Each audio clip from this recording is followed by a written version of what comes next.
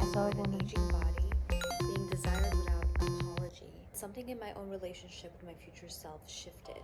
We should all be watching Granny Phone. If you've ever been turned on by an older man and you swear you don't have daddy issues, where did that desire come from? Over the past couple of years, we have the exposition and the exposure of the worlds like Sprinkle Sprinkle, Pasta and Lobster, yachting, coming to light about how celebrities are even taking part in the whole yachting culture.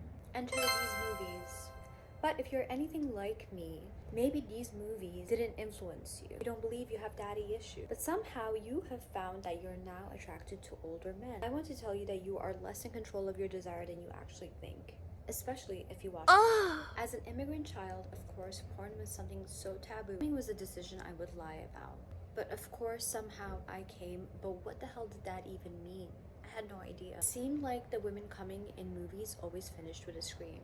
And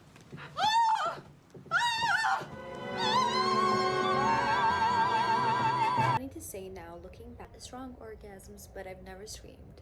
That is to say, my learning of desire and figuring it out was less intuitive and more instructional via porn. The shame started to go away the more I came.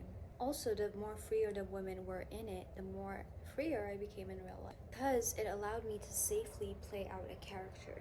A woman whose desire was visible on her face, body, and her actions. Was it acting? Yes. But she was accessing something rare, a bold demand. Well, eventually I got bored and plateaued from watching porn. That was my category. I was ready to leave that cheesy ass category, and I dabbled into big ass blacked, what else, and some other racy sections. But honestly, it was not the same. Till finally, one day, the next recommendation was like the whole stepdaddy and stepdaughter dynamic and all of that.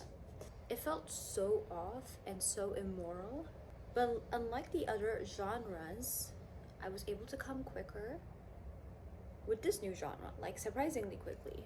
I think for me to feel, kind of okay about the situation, I told myself, well, this is like a one-time thing, I'm never doing this again. But I did go back to it again and again. There were other genres to get into. Why did I land there? And why did it work? Why was it so effective? As I became more and more comfortable with this dynamic, I realized my desire in real life began to change. All of a sudden, the only men in my radar were older, like 10, 20, 30, up. Well, when I go through the tapes of how I got there, I was honestly influenced. Is desire even ours? Is desire even yours? I had been consuming so much Sprinkle Sprinkle content last year, and the algorithm, well, like the stuff that it recommended, all had this juxtaposition of this like young woman, older man, life is better, life is soft, this being constantly flooded with this imagery. If he's not 20 or 15 to 20 years older than you, he's too young. But the whole thing is, like, when you come from an immigrant background, you have this annoying moral voice that is stuck with you. So I couldn't really sleep with a man and be a sugar baby. But if I genuinely liked him, then it could work. My immigrant morals had a boundary. That was me negotiating. Yes, you can be with an older man if you really liked him. By the way, let's stop all this propaganda about how sugar babies don't sleep with their sugar daddies or whatever. Please, let's stop that right away. Now, the beginning of the rebellion. Insert John. John is